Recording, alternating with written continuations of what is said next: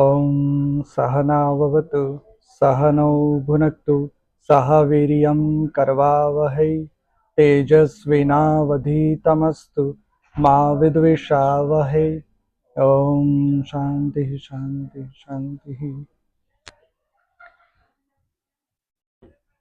Today in the Mundaka Upanishad, second Mundaka and second Khanda. First verse, आविहि सन्निहितं गुहाचरं नाम महत्पदमत्रैतत् समर्पतिम् एजत् प्राणन्निमिषच्च तदेतज्जानथ सदसद् वरेण्यं परं विज्ञानाद्य वरिष्ठं प्रजानाम्. Meaning of this is, he is revealed as being very close, the one who moves in the cave of the heart, and is called the great foundation upon which everything is based. All that moves or lives, whatever draws breath, whatever blinks, know this as both the real and the unreal, the adorable. Know this as the highest, know this as the best. I think all the Upanishads talk about the same thing, that Paramatma lives within our heart. Because of Bollywood and those TV series and all that, we always look up, right? That's our habit now. That when we refer to God, we look up, Uparwala. But that's not right. According to our Shastras, there is no Uparwala. Everything is within. So all of us, or all the animals, or even a tiny bit, everything that has center, a nucleus, right? Even this phone stand, it has trillions and trillions, gazillions particles. All the particles, they have electron roaming around it. In the center, in the nucleus, there is proton and neutron. And depending upon the elements, there are multiple protons, neutrons, and electrons. So there is a nucleus, and that nucleus is the fulcrum or the center point of everything for that particle. So as a human being, what is our center? That is heart. But as medical science, even on those times, there are some verses, I'm forgetting the references, but they also mention that physical heart is toward the left side, slightly left. But the spiritual heart, which is Anahata Chakra, so in the seven chakra system, the center or the middle chakra, that is Anahata, and that has color green, not not like plants or leaves type green color, but it is very very bright. So imagine that green color, that is glittery, that has light coming out of it. It is such color, and it has I think 8 petals, if I'm not mistaken. So within that, our Atman lives. Now it is said, now this is interesting, in which direction the Atma is centered or situated. So Anahat Chakra is like a lotus, right? And it has petals. So our Atma can reside in the center of that lotus, or can reside on different petals of that lotus. And depending upon where it lives, that creates our characteristic, that creates our habits. So just for example, I'll find the reference. I think in one of the Upanishads also it is discussed at length. So what it says is, if our Atma is in the center, that means in this life we are on the path of liberation, on the path of mukti, and that's how we behave, we interact with others in this our life. If Atma is, say, for example, this is not exact words, but for example, if it lives on the north side of the petal, then those people whose Atma is not in the center but on the north side, they are more inclined towards food. They like eating good food. They are always worrying about food. So they think by stomach. That's what we say, right? So people who have said left side, just for example, right? If the Atma is not in center but on the left better, then they are more inclined towards worldly pleasures and all the, you know, they want money, car, whatnot. So depending upon where our Atma is situated in the Anahata Chakra, it gives different properties, because ultimately our mind that gets all the inspirations from Atma that resides in the center, the Hridaya or the Atma Guha. It is called cave because it's like a, if you look at lotus, the lotus has petals, but if the petals are not open, right, so it is like a cave, like a gufa, and a brahmara, the bee, bumblebee, can be trapped in that, right? So similarly, our atma is the chakra. If it is not open, it is like a trapped bumblebee in that lotus anahat chakra. Once the petals are open, then we get more inspirations. Usually, females who are present here, we always say that females have sixth sense, right? What is sixth sense? It's because naturally they are born with some Shakti. So their petals are more open than males. So they get more inspiration from Atma. That is natural. And this is the reason why females have more tendency to foresee things. Right? Males, on the other hand, they are like Jadvat, like more steadfast or more firm, right? Because their petals are more close compared to females. So sadhana, that's why rishis have prescribed more sadhana for males. If you look at our shastras, if you look at our all the scriptures, it's more inclined towards males, not females. Because females, even modern science says that female body is 40 to 50,000 years ahead in evolution compared to male. That's why males, they need more sadhana, they need more practices, but it looks like as if it is male dominated society and all sorts of politics and whatnot, right? But we forgot the real meaning of it. So this is the meaning, that physically also females are ahead in evolution, spiritually also they are ahead compared to males. So males have to do more work, they have to catch up. That's why there are more sadhanas for males. And in the end, Shastra says whatever husband does, half goes to wife without doing anything. But whatever wife does, it's her own.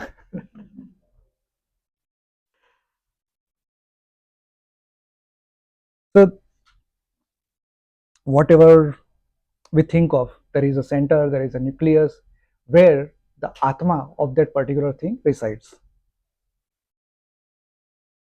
Second verse, यदर्चि मध्यदणुभ्यो अणु च यस्मिन् लोका निहिता लोकिनश्च तदेतदक्षरं ब्रह्म स प्राणस्तदु वान्मनः तदेतत्सत्यं तदमृतं तद्वेद्धव्यं सौम्य विद्धि.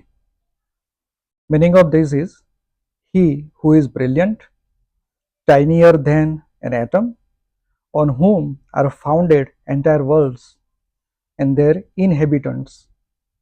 He indeed is the indestructible Brahman. He is the breath. He is the mind. He is the truth. He is the immortal. He is the one to be aimed at. Pierce him, my friend. So we do not experience God. We do not experience our Atma because it is smaller than the atoms. If we take electron microscope, the tiniest thing it can detect is electron. If we go to other like measures and other instruments, it go even beyond that. They can detect or they can find the interaction of quarks and all not all those subatomic particles. But God, it's even smaller than that or subtler than that, because it comes from totally complete different dimension. So even if it exists everywhere, I wouldn't say he or she, but not even it, but God exists everywhere in every particle. It is immortal, meaning it cannot be eroded. It always exists, it is always there. But we cannot experience that unless we have deep sadhana. We are on the path of that and we understand that. We experience that. Even then, we cannot describe in the words. Right? This is what he said. Chaitanya Mahaprabhu, some 500 years ago, he is very well known for Hare Ram, Hare Krishna, Mahamantra. He had 5 disciples who are called Panchasakha. I forgot who, but one of them, most probably Achyutananda Das, he wrote a very good book called Shunya Samhita. What Shunya Samhita is? Shunya is nothing, void. So how this world is created from nothing, how this world goes back to nothing. That's what he described in modern terms, because he was born 500 years back. So whatever he described, he even mentioned some techniques to go to Shunya. It is written in Udiya, so but there might be. I was looking for his translations, but I couldn't find. But I think if he try hard, should be able to get it. If I can, I'll share. So Shunya Samhita has methods and techniques to experience that Shunya. Shunya is Parabrahma, right? Ultimately, it's Parabrahma. So this is sadhana of Nirakar, Nirguna Brahma. I do not recommend because it's not for commoners like us, unless we go in the forest and do all that thing. But for us, the Saguna Brahma, which is any form of Panchadeva, any form of Shiva, any form of Vishnu Narayan, any form of Ganesh, any form of Adya Shakti, any form of Surya, sun. So Panchayatan Puja, that's what we should be doing. And ultimately, whatever we are worthy of will be revealed to us. Ultimately, we'll get that. But we'll have that blessing from the Rishi that whoever studies the Upanishads, at least 10 primary Upanishads, are already on that path and will ultimately reach that. But Granth like Shunya Samhita, they kind of, it is good to read just to understand what they talk about. Right?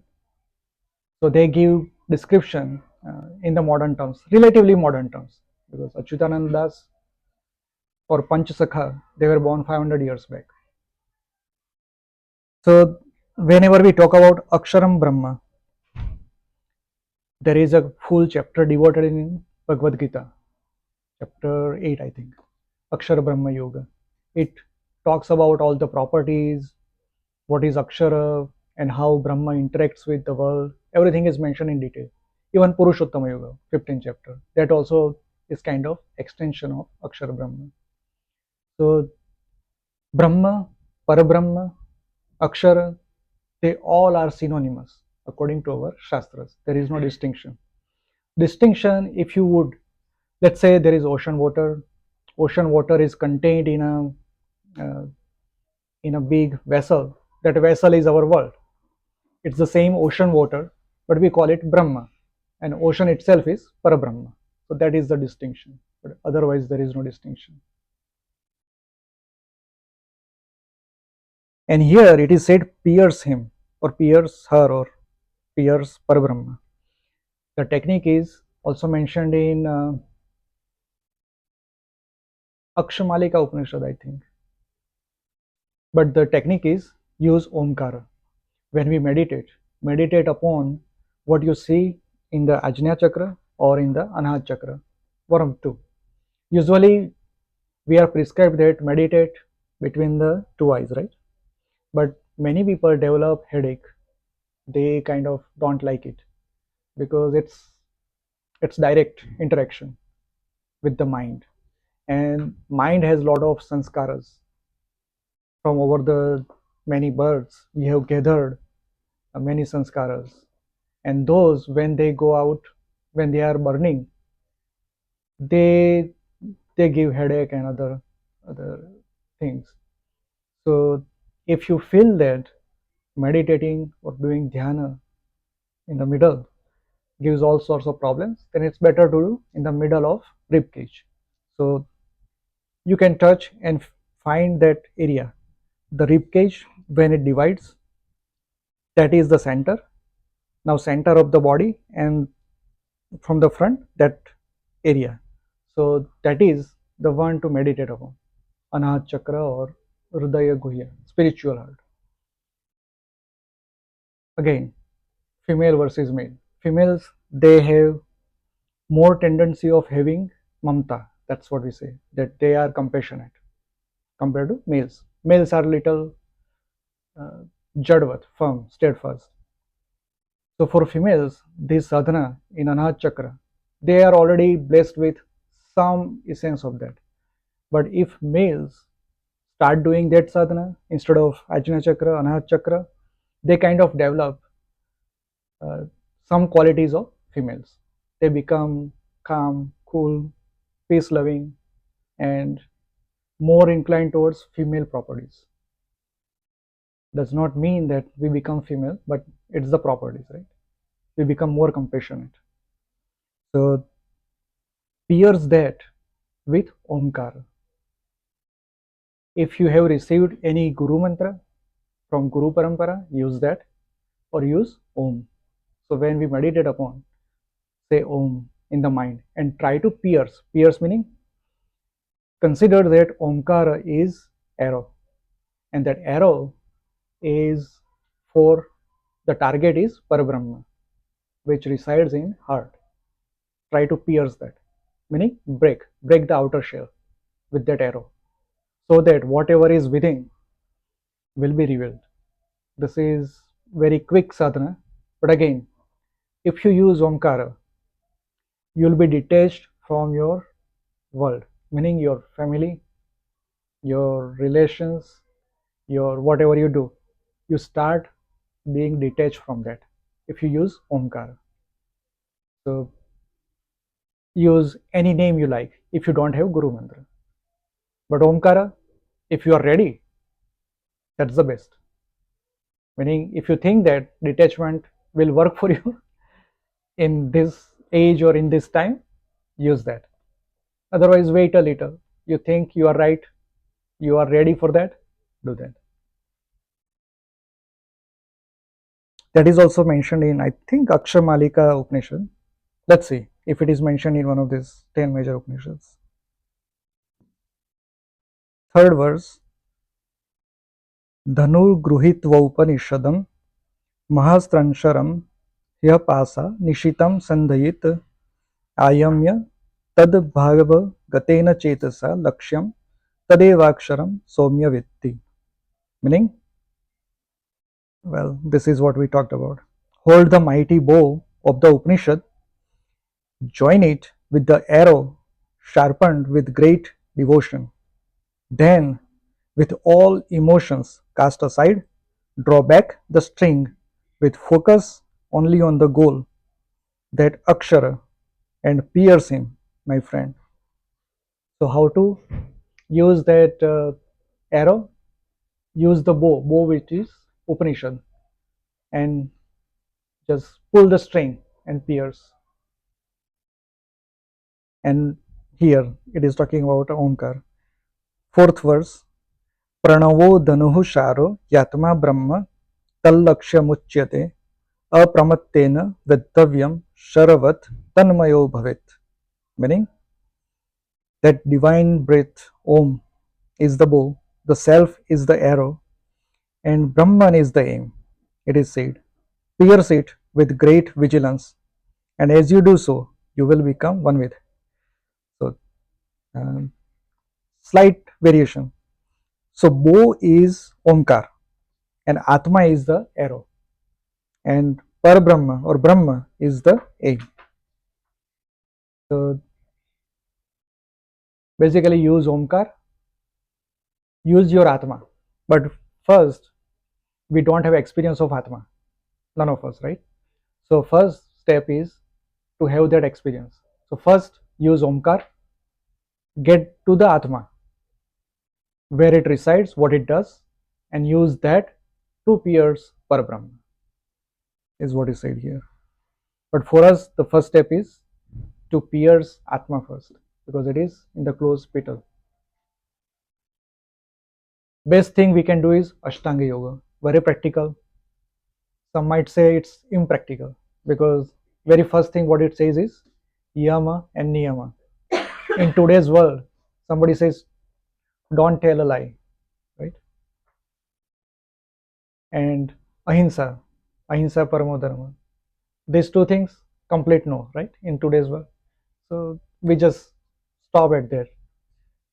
But if we can do any of those yama, niyama, it is beneficial. That will that will cleanse our mind, that will cleanse our body, that will cleanse all this outer shell across or around the Atma, and will make us on that right path. Even Yudhishthira, he couldn't 100% do that, right? Narova Kunjarova, we all know, elephant or man. Right? So just because in his whole life he told half truth, and we know that he had to just experience hell before entering the paradise or heaven. So what about us?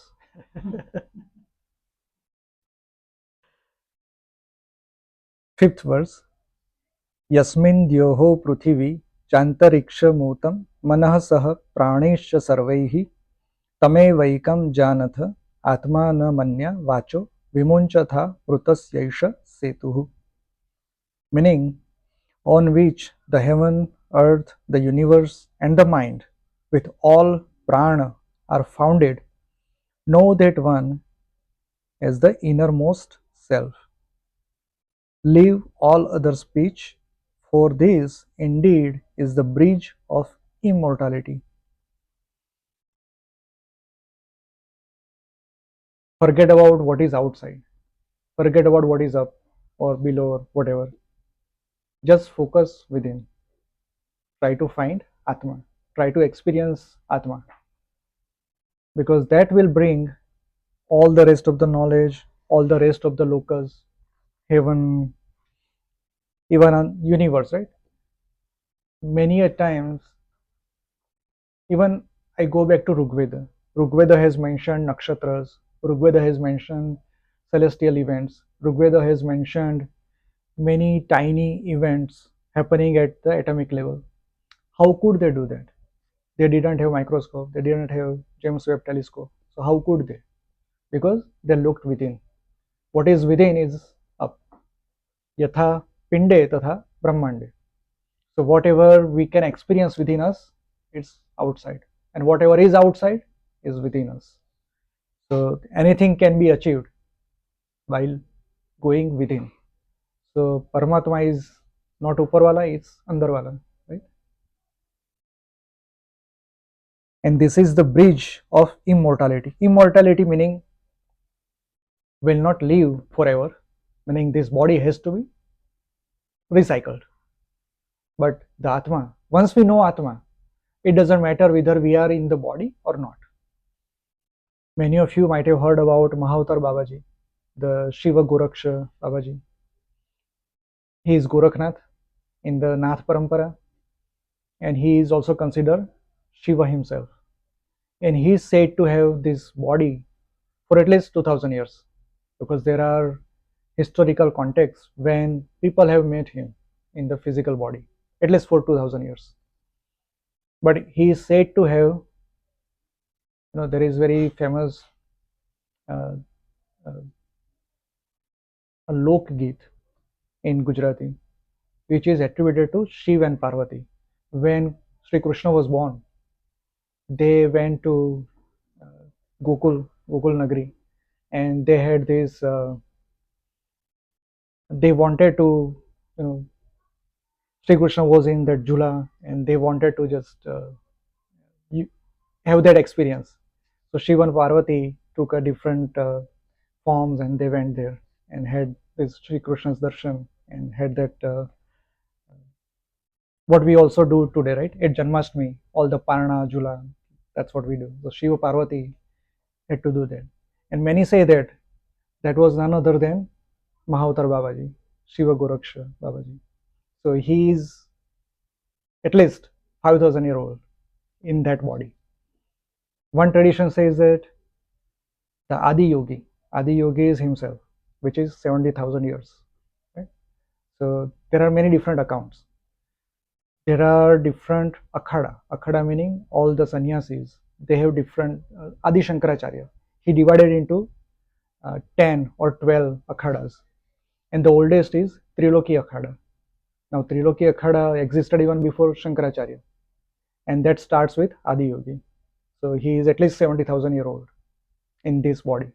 That means once we know Atma, it's up to us whether we want to leave this body or not. Because this body, it's made up of all the materials exist on earth, right? Whatever we eat, whatever we take, breath, water, food, this body is made up of that. But eventually we lose the control. Our mind or our cellular level, genetics, or whatever it is, biochemistry, whatever you name it, it has some switch. So somehow if we know the switch, stop it. That means our body will not age. It will stop at certain age and we can live forever. It's up to the individual. After knowing Atma, whatever that person wants to do, it's up to him or her. And I remember today is the world of AI, so anything can be photoshopped, right? So we cannot trust. But I'm talking about 2003 or 2004. It was hard to photoshop and all that. I saw a photograph of somebody, some rishi in the Himalayas. Somebody took the picture and claimed that when he took that picture, there was nobody. It was empty, just mountains. But when I'm talking about we all know, right? Maybe Rishi might not know, but we did not have digital camera back then. We had those film cameras. So once take the picture, take to the studios and get them, develop into the paper photograph. So he came back from that pilgrimage. This is about 2003, 2004, around Badrinath area, Badrinath, that Himalayan region. He came back, developed the picture, and he saw a Rishi, Dhyanastha Mudra. He said, when I took picture, there was nobody.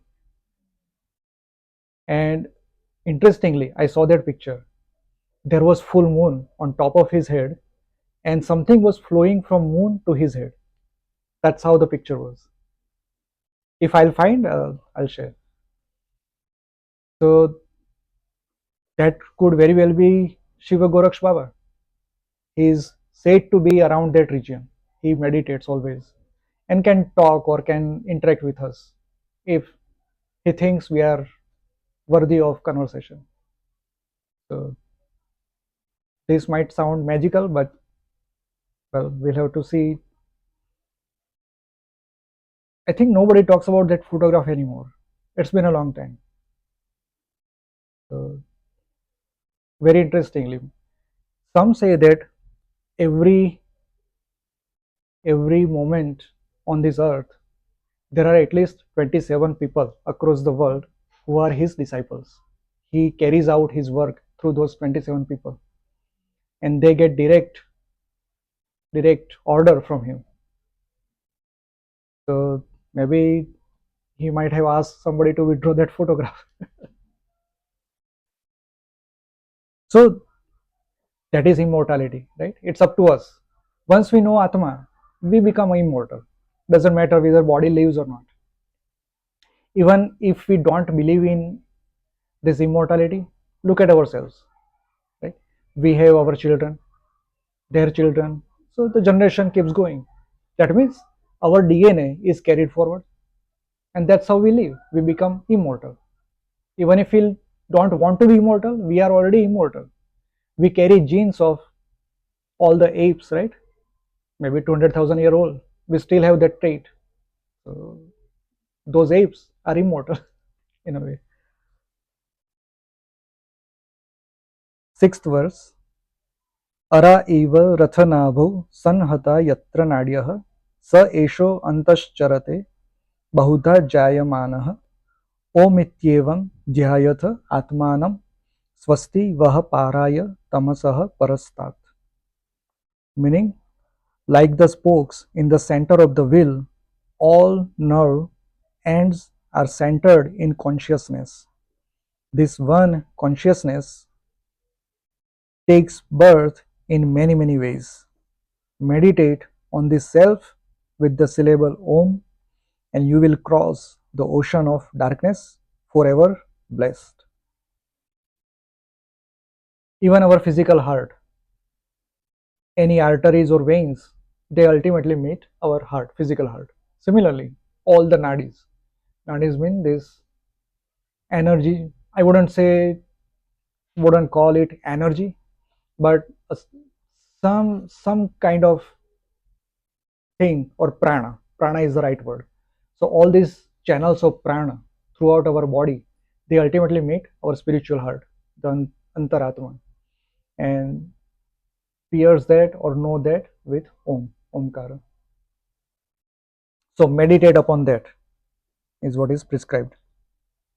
I already mentioned how to do that. And it is said that this consciousness, meaning this atma, takes many, many births, different bodies. Even currently I am in male body, I might have been in female body previously. It's up to my atma to decide, right? So because atma wants to take different experiences, it goes through, it decides before birth that in this birth I want to have this experience. So I want to take this body and I want to be born in this particular family. That's how it works. And uh, it is said that there are three types of karmas, right? Sanchita karma, prarabdha karma, and vartamana karma. So whatever we do in this life is vartamana karma, and we get the result maybe in this life or a next life. Sanchita karma is our past karmas, past birth karmas, that can be burned with the sadhana. Whatever sadhana we do, we can remove, eradicate current karmas and sanchita karmas. And this is written in Bhagavad Gita. Yes, you can clear your slate for sanchita karma and vartmana karma. But prarabdha karma meaning when we take birth, we already decided what kind of karmas and their fruits we want to achieve in this life. Because from sanchita karma, it's a big kosha, right? Sanchita karma. From that, we can only get fruits of certain karmas in a particular life. So we already chose that I want to have this type of results. Out of sanchita kosha, this small portion I'll try to burn in this birth as prarabdha karma. No matter whatever we do, no matter what stage we reach, even if we reach Parabrahma, we experience Parabrahma, we still have to have experience or results of Prarabdha Karma. There is no other way. But it is said that if you are on the path of sadhana, the effect of Prarabdha Karma you can withstand. You can, there will be pain, but at least you can handle that. If you don't have any sadhana, Prarabdha Karma, whatever it is, you'll have to face it. But that experience might be painful. So that's why sadhana is important. It can clear slate of sanchita karma, it can clear slate of vartmana karma, and it will help the prarabdha karma. So prarabdha karma leaves nobody, whatever stage of that person is. That's what it is said.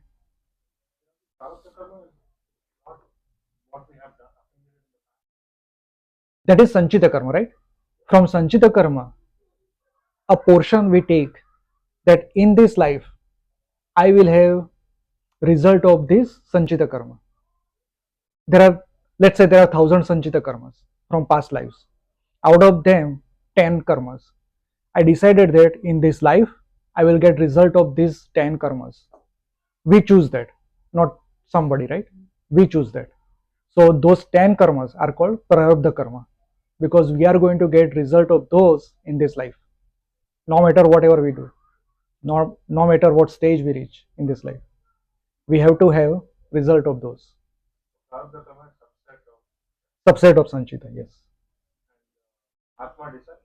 Atma decides before birth. Before birth. So I thought the way you are born depends on your past karma, to put it simply, But simplistically. yes, but Atma decides. Atma decides that I want to have birth in this family because I want to burn these 10 karmas, these 10 prarabdha karmas. But then Atma decides, then why would it choose to be born in a bad time? Because that Atma had bad karmas, right? Atma is very pure.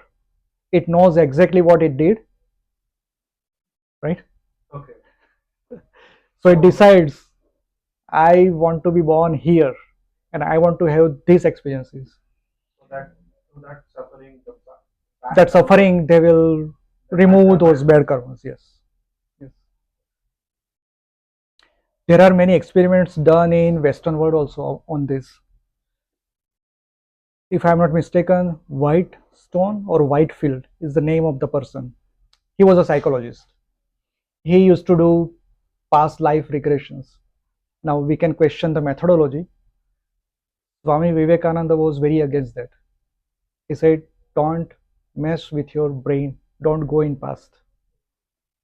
So what these people do, even many people in Bharat, they do this past life regression. They go in past of everyone. I mean, whoever is willing or ready. So what they do is they look at their past life, very previous past life, what experiences they had, and why they chose this life. They documented all this. There are many shocking experiences. One particular incident, well, it's bad to say or state, but a female as a physical level can experience the worst thing is having a forceful relation, right? So when this psychologist went in past regression of a particular lady, she mentioned that she even chose those incidents to happen to her at the age of 27 or 28, and she had to go through those experiences because that's what she did many lives back. So she wanted to have that result in this life, and that's why she went through those experiences. So, because Atma is pure, it wants to clean up every bad karmas or good karmas, even good karmas. Right? We look at Ambani, right? They have a lot of money, everything in the world at a materialistic level. Or we look at some sant like Sadhguru, right? He spiritually he's the most treasured one because in the past lives he earned those karmas, sanchita karmas, and he decided that okay, I want to take 10 of these good karmas and 5 of these bad karmas and want to have result or experience of this as a prarabdha karma in this life and be done with it. So that's why we go through that. So if we understand this, if we know current life, whatever experience, good or bad, we have is what we chose, not anybody else. If we know this truth, and well, knowing truth meaning accepting the truth, then everything becomes smooth. Even the good karma has to be Even good, bad, whatever it is, all those, yes. like Jabharata also. Jad Bharata, yes, very good example, yes. Mata Kunti, when Sri Krishna asked, Aunt, what you want? She said, give me pain. because if I get everything good, I'll forget you. Give me pain, so I keep remembering you. So she burned all the bad karmas in one life. Give me all the bad karmas, and I want to just clean those. And that's why Mata Kunti is one of the five Mahasatis. We don't give her due respect, but she is considered one of the five Mahasatis.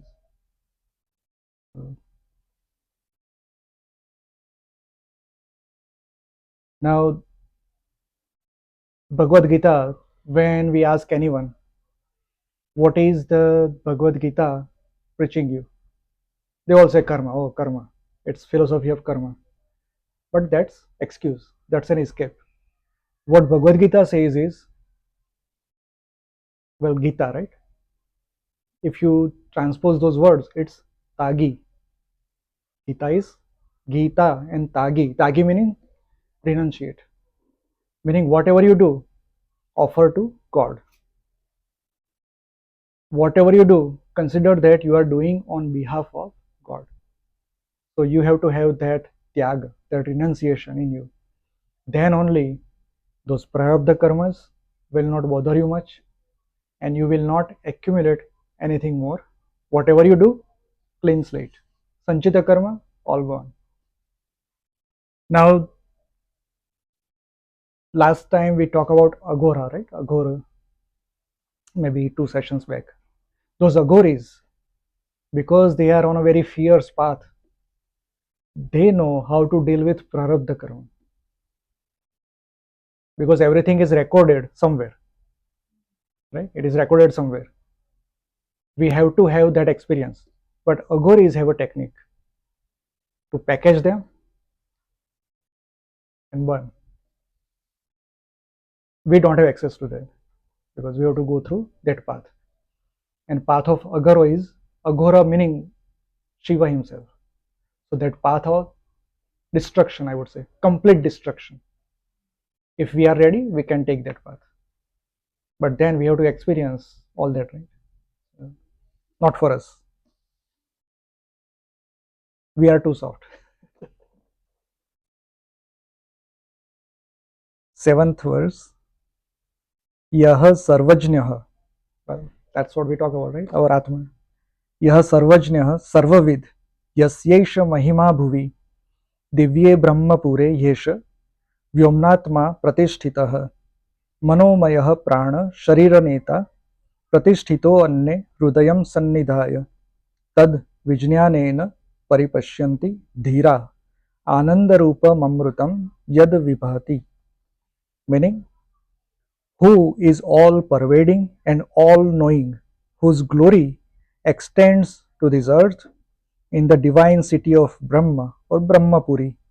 Indeed, is that ethereal or Vyoma, self-established. That Atma, the commander of the body and breath, resides very close to the heart. The wise ones know and realize him, who shines forth immortal and covered in bliss, all pervading and all knowing. Sarvajnya, Sarvavid, meaning Atma knows everything. Atma, we all have different Atmas, right? That's what we say. My Atma, your Atma. It is not like that because we are all part of the same ocean. Yes, we have centers, different centers, but this circle does not have boundary, does not have perimeter. It is infinite.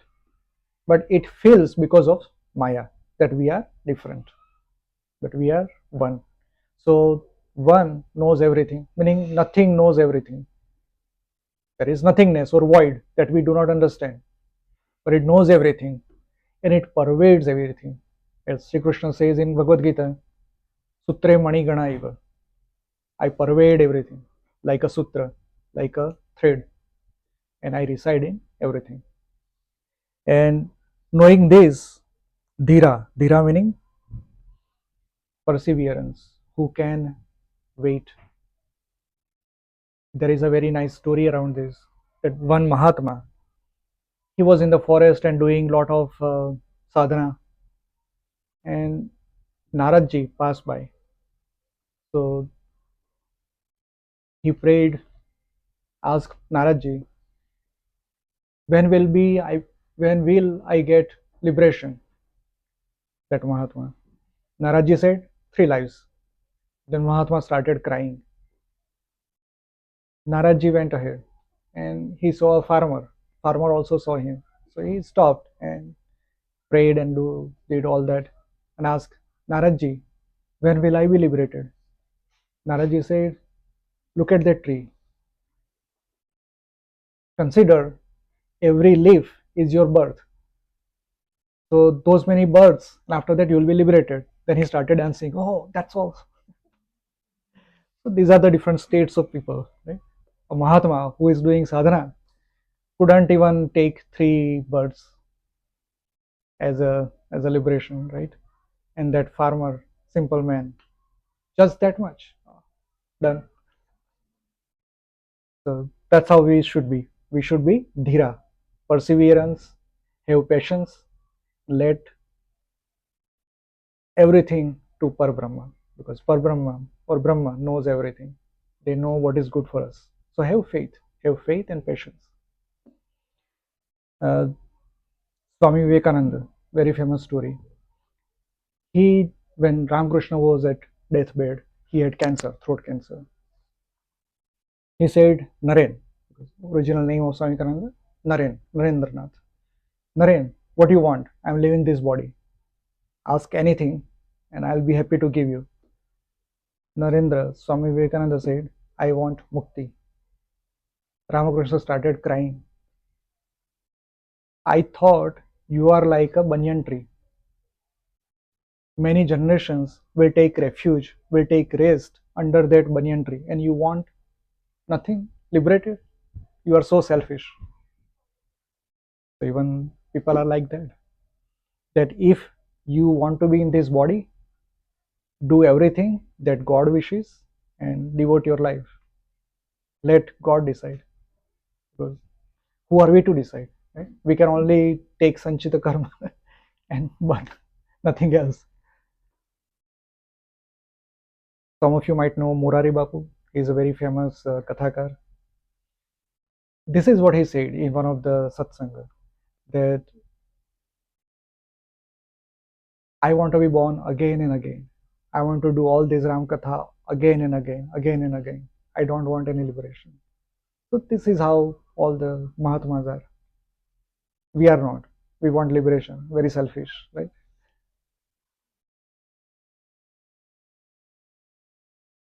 8th verse. भिद्यते हृदयग्रन्थिश्चिद्यते सर्वसंशयाः क्षीयन्ते चास्य कर्माणि तस्मिन् दृष्टे परावरे. Meaning, the fetters of the heart are broken, all doubts are resolved, and all karma is dissolved for him who has seen the high, the low, and the entire extent. Once we have that experience, done deal. Everything that sheath is destroyed. We know the truth, what is within and what is everywhere. What is up, down, meaning everywhere. So that is the experience. Now very important verse. हिरण्मये परे कोशे विरजं ब्रह्म निष्कलं तच्छुभ्रम ज्योतिषम ज्योतिस्तद यदात्म vido viduhu. Meaning, behind a great golden shield resides the Brahma, absolute, undivided. This pure, this light of lights is known by those who know the self. Once we know the Atma, the next step, that kosh, that sheath, Hiranmaya Patra, which is golden. Once we go within, we see this light like a bulb, very nahi shashi, nahi suryo, bhasate vibratam. This area is so bright that even sun is not as bright. Thousands of suns. Once we go beyond that, then only we know Brahma. When we know that Atma Jyoti, we think, oh, that's it, I got everything. No, that is first step. After that, beyond that is Brahma, which is Nishkala. There is no phase, nothing, unwavering.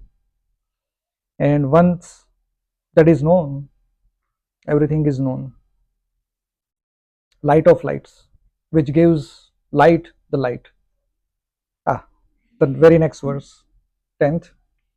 न तत्र सूर्यो भाति न चंद्र तारकम नेमा विद्यतो भांति कुतो अयम अग्निः तमेव भान्तमनुभाति सर्वं तस्य भासा सर्वमिदं विभाति. Meaning, there is no sun there, nor are the moon and stars, nor even lightning. Forget about fire. Everything shines through He who shines, and by this light is everything there illuminated.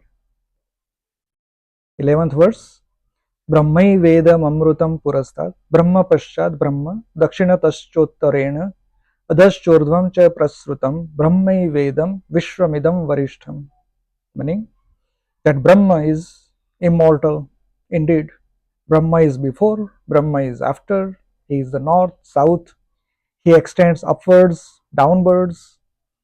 By Brahma, indeed, is this entire universe rendered great. So it's only Brahma residing everywhere. There is nothing else. And once we get that experience, once we go beyond that light, Hiranmaya Patra, Ishopnishad also talks about that. Hiranmaya Patrana Satyasyavitam Mukham. The truth is covered with golden shield, golden vessel. So that is within our innermost guha, the Anahata Chakra. So we must all start our journey. If you don't do dhyana, at least start doing it maybe 5 minutes, not more than that. But make it regular. If you do that, we'll eventually reach there. Maybe a tree, or maybe 3 lives, or maybe this life. Right. Yeah, I'm still confused. This verse they talk about Atma being shining like thousand suns. And he hears that, and then there is Brahma. Right. Past that, and then but we so difference between Atma, Brahma, and Parabrahma. I thought Atma was same as Parabrahma. But there is Brahma is beyond Atma, so I'm not. When I say a valley of gold, right? It's everything golden. Take some gold and make a ring, make a bangle, right? Make a necklace. So it is Brahma, which is Parabrahma in its original form, nothing void. Comes Mahamaya. This universe is created. So the portion that is within this universe, which is still within Parabrahma, but that is Brahma. It is still the same element, or whatever we want to name it. But for simplicity, it is Brahma. There is no difference between Brahma and Parabrahma. But because some portion of Parabrahma became universe, that is Brahma, and all the individual centers are the Atma. So our first step is Atma.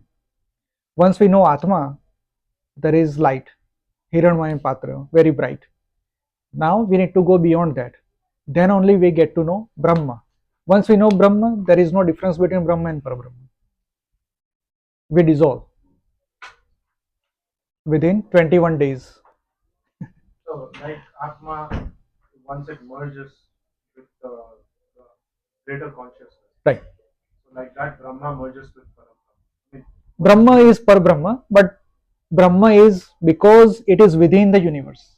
like Atma is within the body. Within the body. Yes. Yes. Right. And one last question. You mentioned if you don't have the Om, then you can one of the 5 forms. Right. But let's say we have Hanumanji. Right. But that was not in one of the 5. It is Rudra, right? Rudra avatar, Shiva. Right. So Kartikeya is Agni, again Rudra.